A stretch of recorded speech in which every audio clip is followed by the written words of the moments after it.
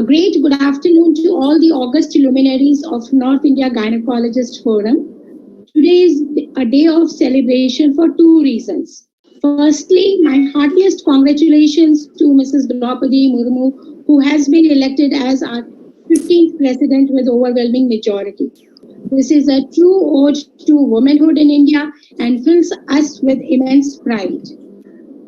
Secondly, I congratulate all for the successful launch of NIGF, that is North India Gynecologist Forum, on 20th of July 2022.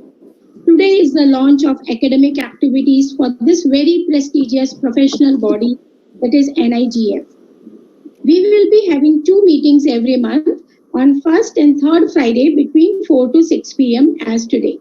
So I would humbly request all of you to please block your dates for the same.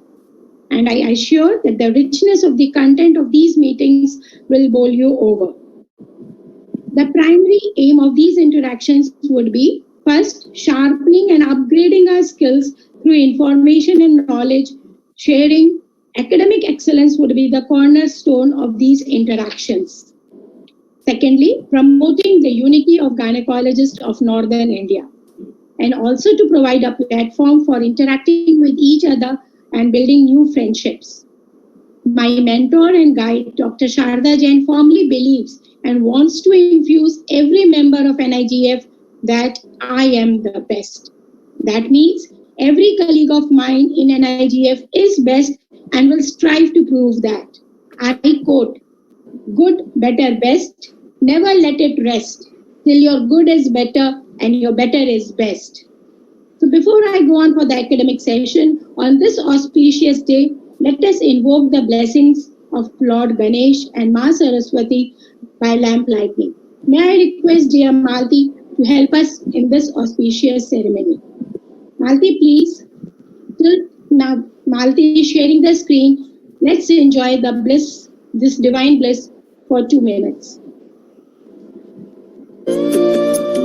शुभं कुरुत्वं कल्याणं आरोग्यं धनसम्पदः शुभं कुरुत्वं कल्याणं आरोग्यं धनसम्पदः शत्रुबुद्धिविनाशाय दीपज्योतिर्नमोऽस्तुते दीपज्योतिर्नमोऽस्तुते शुभं कुरुत्वं कल्याणं आरोग्यं धनसम्पदः शुभं कुरुत्वं कल्याणं आरोग्यं धनसम्पदः. Thank you, Malti. Thank you so much. Now it's my proud pleasure and privilege to request and invite Dr. Sharda Jain, Secretary General DGF, for her opening remarks. Ma'am, please. Great good afternoon, everybody. North India Gynecologist Forum is a reality now. धुंधलापन सब खत्म हो गया है. नई उषा आपके सामने, आशा, उत्साह और आत्मविश्वास की भावना का संचार जन जन में. हर इस जर्नी का हिस्सा होना चाहता है. हर launch के दिन 20 minutes before people joining, he speaks very high about everything. Positive vibrations which were there on that particular day, one had to be present to see it, then only one can believe it. North India Gynecologist Forum के president के रूप में Dr. Sadhna Gupta and president elect के रूप में Dr. Ragini Agarwal, ये almost तय ही था. बड़ों की एक ऑफिशियल मोहर लग जाए, उनकी ब्लेसिंग्स मिल जाए तो काम बहुत आसान हो जाता है. So I think with these words, the platform is open to the working team now. Our blessings are with them, and I'm sure we will definitely interact and सब unity के लिए काम करेंगे, पर academic excellence भी, where information, knowledge and skill को share करना बहुत important है. With these particular notes, I will invite Dr. Ragini to say opening remarks. Thank you so much, madam. Thank you so much. Very good afternoon to all of you, and thank you so much for joining this NIGF. As madam has said about the academics, from me, the first step is the unity. This united front, we want more and more members. Today we are launching academics, but we should not forget whoever have joined NIGF, our one duty is to bring at least 20 members each, and by the end of the month, we should have 2,000 members in our fold. That only then this torch bearing will go forward. So I will not take much time. Will forward to the next speaker towards our academic excellence. Over to you. Thank you. Thank you so much. Thank you, Dr. Sharda Jain ma'am and Dr. Ragini Agarwal ma'am for your blessings. Now we start our academic activities. The first session is about a talk, and this talk will be delivered by none other than our President NIGF, that is Dr. Sadhna Gupta. My heartiest congratulations to you, ma'am, and it is my proud pleasure and privilege to welcome you to deliver this talk on a very pertinent topic, that is Adolescent PCOS Be, Ware, and Be Aware and Update. And here, let me take this opportunity to introduce our experts for this session. We have Dr. Ashmita Rathore. She is the face of Delhi and she is the president of AOGD. We have Dr. Archana Verma, Vice President FOXY 2021. We have Dr. Meenakshi Ahuja. She is the Clinical Secretary, PAN DGF, and now she is the Joint Secretary of NIGF. Dr. Punita Mahajan, she is the President of DGF Outer Delhi Branch. All of them are illustrious academicians. And now may I request Dr. Jyoti Malik to officially introduce Dr. Sadhna to this august audience and invite her for a talk. Over to you, Dr. Jyoti. Thank you so much. Thank you, Dr. Jyoti. It is my proud privilege, actually, that I am the opening batsman for the opening president to introduce her. And it is my proud privilege to introduce our president of NIGF, that is North India Gynecologist Forum. Madam has been a co-chair CEFOG NCD committee. She is vice president FOXY 2016. She has been the ICOG governing council member and has been the best ICOG awarded for it in 2021. Ma'am has been honored at various national and international forums, and she is the FOXY presidential candidate for election year 2023. So over to Dr. Sadhna ma'am for her talk, and for the experts, we would take their comments at the end of the talk. Thank you, and over to you, ma'am. Thank you, Dr. Jyoti, for kind introduction, and my regards to Dr. Sharda Jain, and my loving regards to Dr. Ragini, who are the founder. And this is an auspicious day for us that we are starting our first North India Gynae Forum Academia series.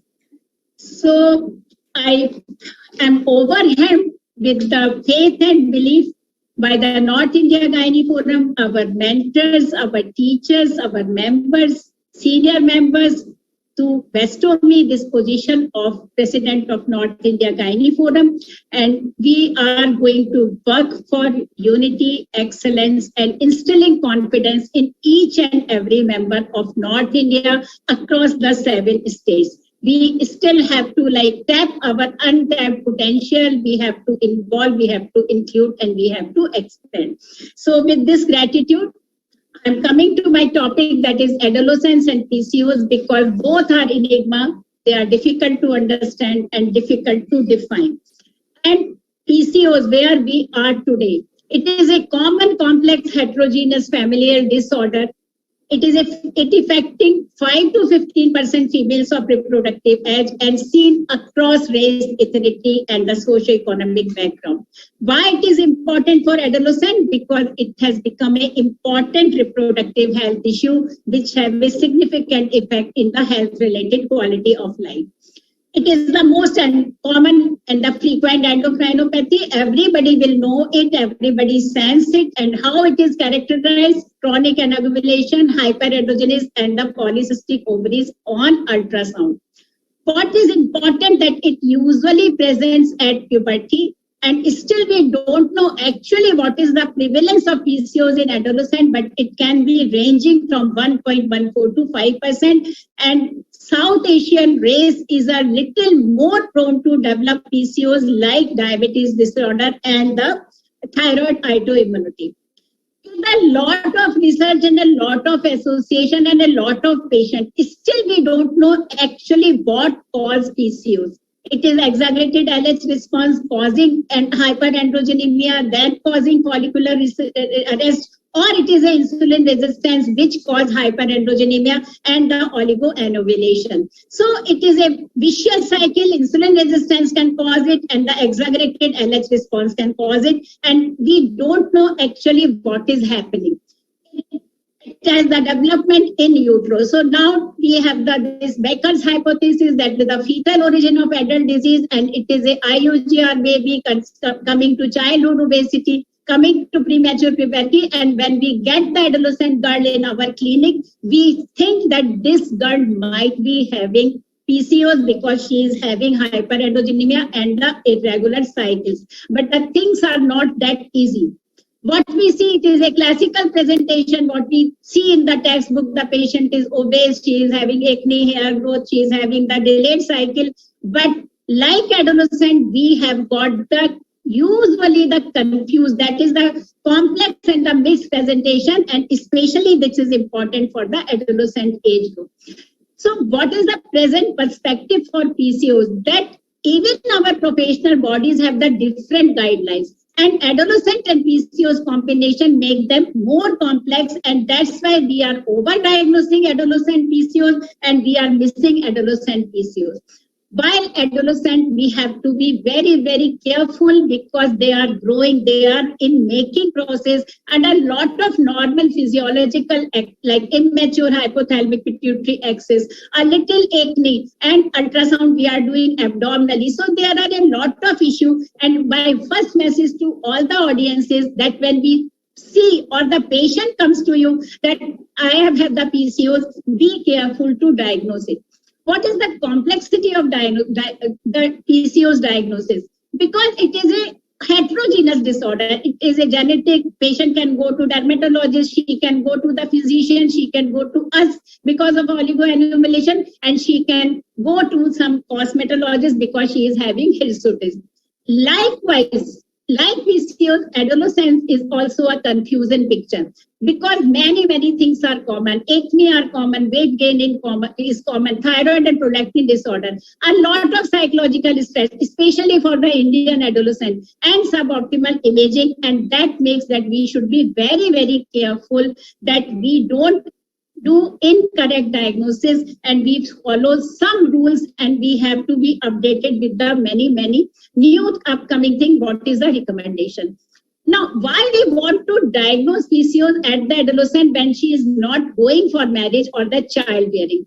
Because PCOS have got the long-term implication, chronic inovulation, then infertility, then metabolic disorder in reproductive and elderly age, and the risk factor for cardiovascular disease and the cancers of endometrium hyperplasia. Now, South Asia is rightly struggling with tsunami of NCD, and it is very, very important that we rightly diagnose at right time adolescent PCOS. And again, over-diagnosis to under-diagnosis, we have to be very, very careful.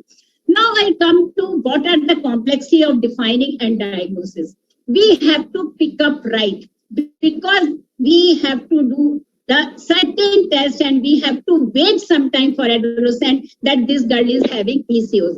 And this is very important slide that when we have got the certain many criteria, NIH, Rotterdam, Androgen Access Society, it is important that we have a broader base for diagnosis like the Sultan Paris criteria say at least 4 out of these 5 criteria, that is oligoanovulation, signs of hyperandrogenism, biochemical as well as clinical insulin resistance and polycystic ovaries. We must have at least 4 out of 5 criteria and don't diagnose PCOS only on 1 or 2 criteria. Like my Rotterdam criteria, all the 3 criteria should be present when we define that this girl is having PCOS. And this is very, very important, not only 1 or 2 findings or 1 or 2 symptoms. Don't say that this girl is having adolescent PCOS. And why it is important? Because it is a growing age. It is a mature hypothalamo-pituitary axis, and we have to know actually what is oligoannulation. Now, we have the 2 spectrum. Few people say every girl 14, 15 years. Yes, it is common to have the delayed cycle. One thing that only on the first visit we say that, oh, you are having PCOS. So we should be very, very clear what we say. When we have the less than 20 or 90 day cycle, it is considered abnormal and require further investigation. And we have to look for the clinical sign of hyperandrogenism. So when we say it is oligoannulation, when the menstrual interval is more than 90 days, even after 1 year, and if the oligoannulation persists after 2 to 3 years of the menarche. So wait for the thing that how the patient is settling, how her menstrual cycle is resuming, and don't make the instant diagnosis.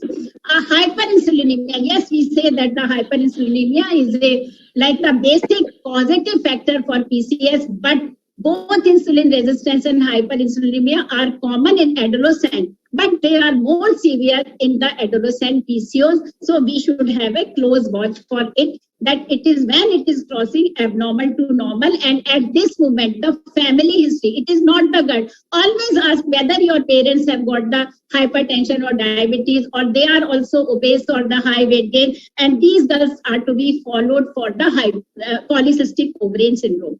Now, hyperandrogenism is a very, very crucial thing, because sometimes we really order a very, very costly investigation for a girl who is like very middle or low socioeconomic condition. And we have to say that when we need to have the androgen profile. So clinical hyperandrogenism, that is the severe inflammatory acne or hirsutis, are considered surrogate marker of hyperandrogenism, and we take it as a marker of hyperandrogenism. And sometimes we have to do the testosterone panel. The problem with the testosterone panel is that they have the pulsatile diurnal cyclical change. A single value does not give you the real result, and the lab, the quality of the lab, what quality of test they are doing. So this is very, very important, that this should be the reliable reference laboratory validated test. Only then we can have certain criteria and certain diagnosis for hyperandrogenism, and the total and free testosterone marker are considered good. And when we do for suspect the adrenal source of hyperandrogenism, then the adenosterone and the DHAs is to be done. So these are the recent recommendation in pediatric, and I'm taking pediatric because gynae, pediatric and hyperandrogenic society see the adolescent girl from the different level. So it is important. One, again, second message, when the patient or the girl is having any topical or the systematic therapy for the acne, it is good that we already exclude, or before starting treatment, we exclude or we have certain tests that this girl is not having the PCOS also. So this is important. And when the patient girl is having comedonal acne, it is fine, but the severe inflammatory acne, then we should be careful that this girl can have the PCOS. So this is very important, that the surrogate marker and looking at the patient is very, very important. PCOS is not the first diagnosis. This is very important in the current scenario when we label every third or fourth girl as PCOS. First, we have to exclude, and the especially important tests are the thyroid disorder, prolactin disorder, and when you suspect that the classical adrenal hyperplasia. Now, another important issue is what is the PCOS morphology, because every girl comes, it is the experience of clinician all over the country that the patient comes with ultrasound report that I have got cyst in ovary, and it is important that adolescent girl, their ovaries are in making, multifollicular pattern is common, and we are doing usually abdominal ultrasound. And now the criteria is that the ovarian volume should be 12, the follicle should be more than 20, but this ultrasound should be done around 8 years post-menarche. So in the initial years, in the initial 2 or 3 years, the ultrasound is not recommended for diagnosis of polycystic ovaries. This is very, very important message I want to give, because this is unnecessarily causing anxiety and mental stress. So we have to think clear and talk simple. What is oligoannulation? After 2 to 3 years, if it delayed cycles are persisting, what is clinical and the biochemical hyperandrogenism? Pelvic ultrasound not recommended for diagnosis for PCOS 8 years post-menarche. AMH level not recommended for PCOS diagnosis in adolescent because we don't know the normal value, and exclude other disorders. So these are the important things. Now I wish to share one or two very, very important concepts in PCOS, and these are not theoretical. Actually, they are affecting our management. And when we are shifting from insulin resistance and obesity to what is etiopathogenesis, that is genetics, epigenetics, gut microbiome, and the molecular toxicology, that is the environmental toxin. So genetics and environment, actually it is what some makes what we are. What we are, it is this. So even the girl is genetically susceptible to PCOS, but if she is having healthy lifestyle, then the PCOS manifestation will not be there. So this is very important. And a second important change in our perspective is that it is not the adolescent age where the PCOS manifests. When there is a pre-pubertal obesity in girl, or prepubertal obesity even in boys, that is the time that we should think of the family history, what is the going on in family. And this is the time, even before adolescent, the lifestyle and the still like all the lifestyle measure really work, and we can really intervene in the right time. Now coming to, I will go with this quickly to how to clinical approach. The important thing is we have to select that this girl should be screened further. How we demonstrate androgen excess, how we exclude other diagnosis, and how we ascertain the hyperandrogenemia. So we have to see the patient. William Osler have said everything about what the medicine should have, and it is still gold thing for each of us. So family history, personal history, how girl is looking, and how she is having menstrual calendar, and it should be in the diary. And if she is taking treatment for any cosmetic like acne or the hirsutism. What is secondary sexual character? As the patient is having acanthosis, because many times patients herself says, I have these striae in the abdomen and I have this thing. So we have to have a good look to the patient overall. Exclude everything what we have said, thyroid, protecting adrenal source, pregnancy test. Whenever you think, I think it is one of the important things, and we have to exclude the diagnosis with a good lab test. But I again emphasize what is not recommended for adolescent PCOS diagnosis, that is PCOM, insulin resistance, the biomarkers, AMH, they are not recommended for the diagnosis.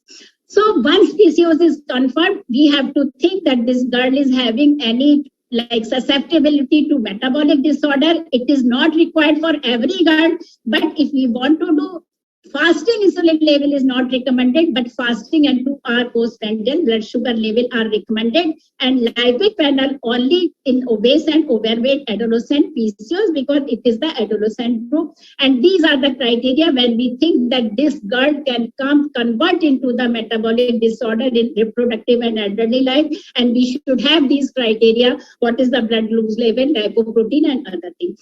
Coming to final way, we want to manage, we want to make everybody healthy and fit, and the adolescent PCOS management is a big issue. Why we want what the patient's concerned. She is concerned of menstrual irregularity, hirsutism, she is concerned for her examination, she is concerned for her relationship.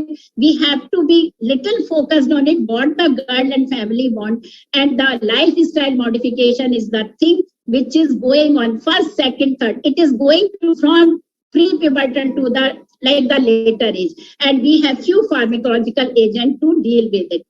So lifestyle intervention, we talk a lot about a good diet and good exercise, and in reality, we do the opposite. Whatever industry, whatever technology, whatever way of education, actually environmental is not feasible, not like a positive for the health practices, and we have to really work hard that how we can do the good lifestyle modification. Now, this is dogma theory. What we say, it is Indian philosophy. What we say what we are, what we eat, and the dysbiosis of gut microbiota. This is a dogma theory which is very, very important, which says when we have a high sugar level or like a poor diet, then it results into the disturbed microorganism, disturbed microbiome, and there is a lipopolysaccharide, there is a inflammatory stress, and this can cause PCOS. And it is a real point of thought, because in last 15 years, the way our diet has really changed in India,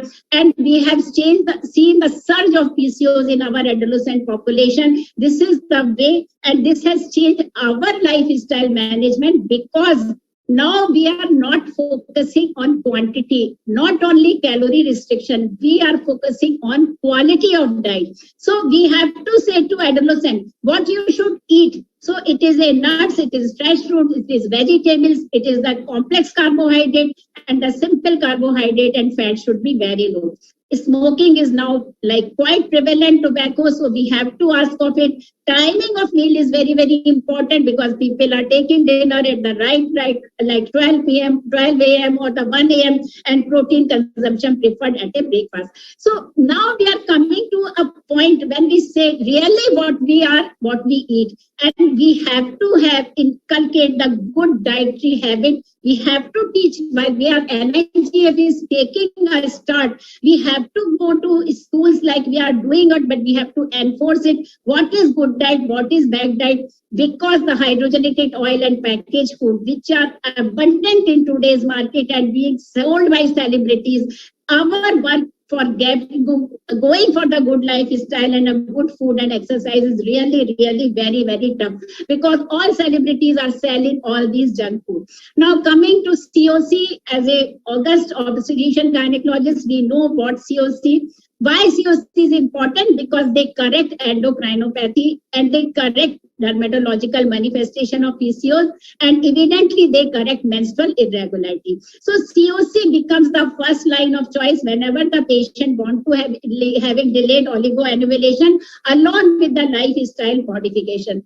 How to choose COC? So when the girl is obese, weight gain, then the drospirenone one. If the girl is having acne and hirsutism, then the cyproterone. But there is a little issue about some embolic, but we don't know. The Indian studies doesn't confirm it, and we can go to the cheaper one because it has to be done for the 3 to 6 months. Now again, a word of caution about COC.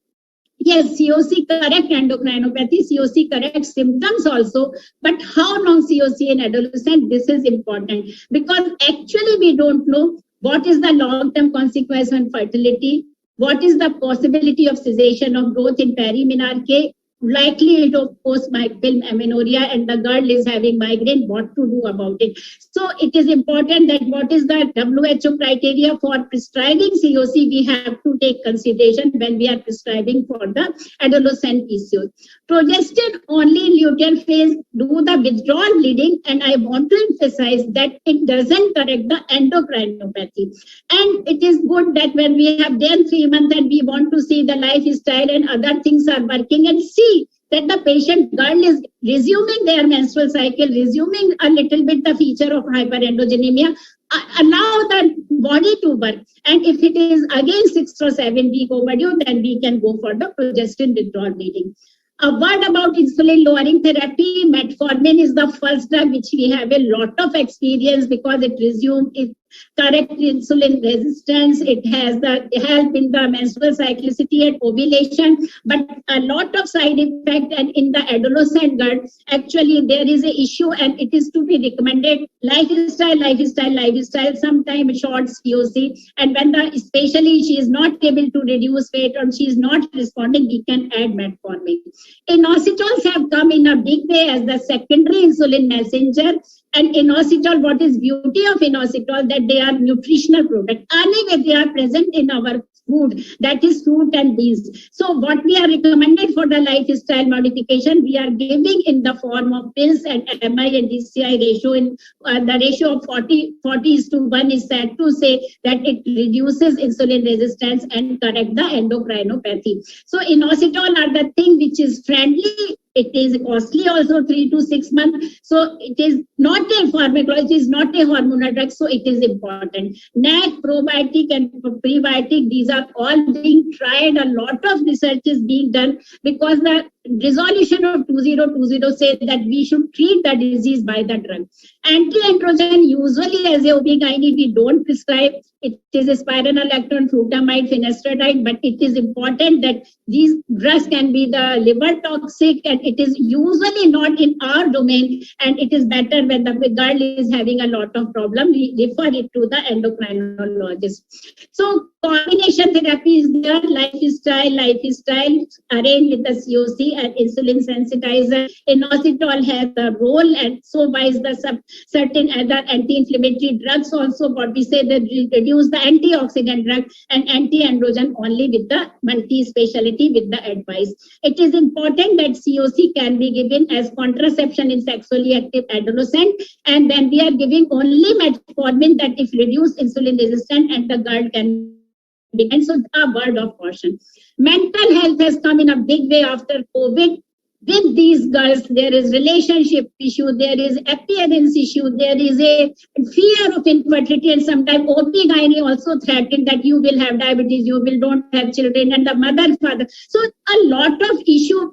We doctor, be careful that don't add to her emotional agony. You don't eat, you are not doing well, you have not reduced weight, you are. So it is very, very important that we should be compassionate. We should, so you should eat this thing and you can have this variety, and it's fine. It is okay. You can do this thing. So we have to have a good support, and we have to develop that communication skill, and we have to have some cosmetic like backup therapy so they can come to it.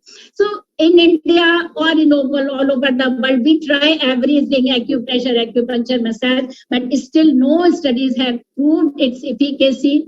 A lot of research we can do with NIGF. We can think of, we have a prime institution in North, 4 or 5 aims, Chandigarh, PGI Chandigarh, SGPGI, and it is the time that we really tap these academic excellence centers and their teachers for these studies for which world is waiting. We don't have the longitudinal study during adolescent PCOS, good diagnostic criteria for identifying PCOS, what is the normal value for AMH, FSH, LH, and how we can clear the thing that what drug is being effective. So it is time, as a North India Gynae Forum president and with our mentors, Dr. Sharda, Dr. Ragni, all of this, where are VP, Dr. Asmita, all what is the prime? We are having the peak research institution, and it is that real time that we come forward for doing many research, and many of the private practitioners who are research minded can join these studies because world is looking for these research studies. So to sum up, we have to have correct diagnostic criteria. We have to wait for diagnosis the PCOS. We should not overdiagnosis, neither miss the diagnosis of PCOS, and always individualize the treatment. Be careful. Thank you once again. It is North India from Himalaya, from so it is the time that we really recognize our beauty. What we, madam says, love yourself, appreciate yourself, and like yourself. And it is the time when we recognize our North as a source of beauty, religion, philosophy, science, research, and compassionate medicine. Thank you very much once again for making me president and instilling faith in me for that post. Thank you very much. Thank you so much, ma'am. Thank you for such an enriching talk and making the thing so clear that as a clinician, there is no doubt that we should be aware and at the same time be aware of adolescent PCOS so as to prevent complications later in life. And the best part is we should think clear and talk simple. Now, may I have our experts speak? We would love to hear from Dr. Ashmita Rathore. Ma'am, Are Yeah, you there? thank you so much. Am I audible? Yes, yes, very much. Yeah. I think at the outset, I would like to express my great satisfaction that I am part of this historic movement and this event of the first academic activity of NIGF, and I have an opportunity to be part of this movement as a part of a President AOGD representing them. And congratulations, Dr. Sadhna, for becoming president of this particular program and for your excellent presentation. And very nicely emphasizing that adolescent PCOS is increasing in incidence. And at the same time, we really need to be careful that since there is a great overlap between the physiological changes in adolescence with the diagnosis of PCOS, we should be very, very careful in making the diagnosis and avoid overdiagnosis. At the same time, correct diagnosis and correct therapy is very, very important. She has very nicely emphasized on how the treatment of PCOS in adolescents is different than reproductive age women, and I think it was a great update for all of us. Thank you so much for your presentation. Thank you so much. Thank you so much, ma'am. Thank you for your comments. Please, everybody mute themselves. Please mute yourself. May I now invite Dr. Archana Verma for her expert comments. I am audible. I am audible. Audible, ma'am, but it's breaking. The voice is breaking.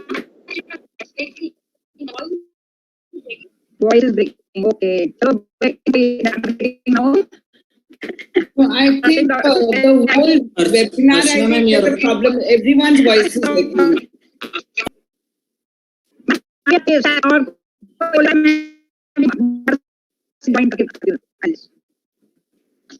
Dr. Archana, you can continue. We can all hear.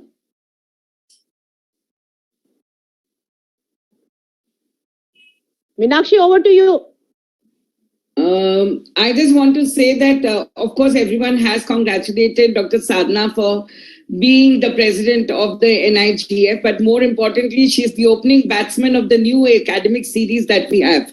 So a big congratulations. I think no one better than her to start this series. A wonderful talk you've had, clearly explaining the role of ultrasound and biochemical tests for PCOS. They are in adolescents, which are very different from what we do in adult PCOS.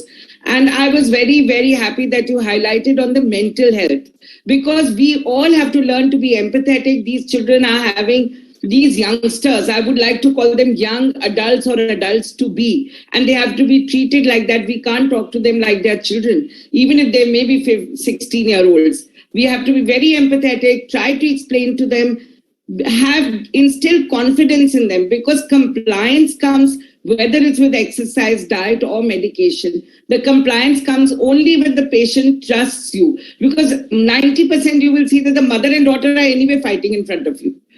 The mother will say, ye khati hai, kehna nahi mante, ye wo, the girl will stare at the mother. So the very important thing is that she has to have, as a youngster, confidence in the gynecologist so that she follows the treatment, be it non-pharmacological or pharmacological, and comes for continuous follow-up so that we can get good results. Thank you, Dr. Sadhna, once again for the wonderful talk that you did. Thank you. Yeah, now I will say a few words also. So first of all, good evening, everybody. And first, most thing before I comment on Dr. Sadhna's talk, and I must say three things we must remember. And before I say congratulations, a big congratulations to a big NIGF. And this is going to rise and shine like a super shining sun with full energy and full light. We have learned the habit of cooperation. We have to learn the feeling of integration and commitment, of course. With these three things, we can meet and we can do the work like anything, because Sharda Jan madam, as I know, as I remember, as I feel, is something beyond my imagination. Once in a lifetime, you get one opportunity to meet your actual spiritual guru, and that opportunity, when you get, you have to just fix it up, and then the things go and fall to its maximum. And this is then now I think I must talk about one Shayari which I am very fond of saying, that ना हम लोग हम कभी किसी भी चीज से किसी दूसरे से अगर कंपैरिजन नहीं करेंगे, then we will be much better ahead. सबका मकसद अलग है जिंदगी में, सबकी मंजिल अलग है. ना आप किसी से होड़ कीजिए, ना किसी के साथ बैर कीजिए, अपनी ही मंजिल, अपनी ही दौड़, then one will be successful. And the second thing is this adolescent PCOS is, we must take it as a pandemic. It's a silent pandemic. That diagnosis is so much delayed that when the patient comes, all the adolescents, they are very fond of their figure, their features, and this is the thing, this silent thief, this PCOS is a silent thief to their beauty. And this hirsutism, obesity, acne, hair fall, whatever they can think about beauties, this is taking away. And then we have that male hormone developing, and this is a time of female enhancement and female empowerment. So we must look for this male hormones taking charge of our body. We should avoid it. And then secondly is the metabolic disorders. We should take it. So this diagnosis, if we are done, then we have to tell them, because the treatment as such is again something very simple. Not too many things are needed to diagnose it, because everything is in clinicians' hand. They have to talk to them and they have to counsel them, and then with clinical senses only you can diagnose. Thank you very much. And I think the faculty is too good. Dr. Sadhna is amazing, and her talk was beyond imagination, very well documented, very nice. And this all the best to North Zone. And I must say, what else I can say? Good wishes to each and everybody. Now next faculty is Dr. Punita madam and Dr. Meenakshi, as usual, too good. Dr. Asmita madam, and my namaste to all. Thank you very much. Thank you, Dr. Archana. Thank you very much. Thank you, Jyoti ji.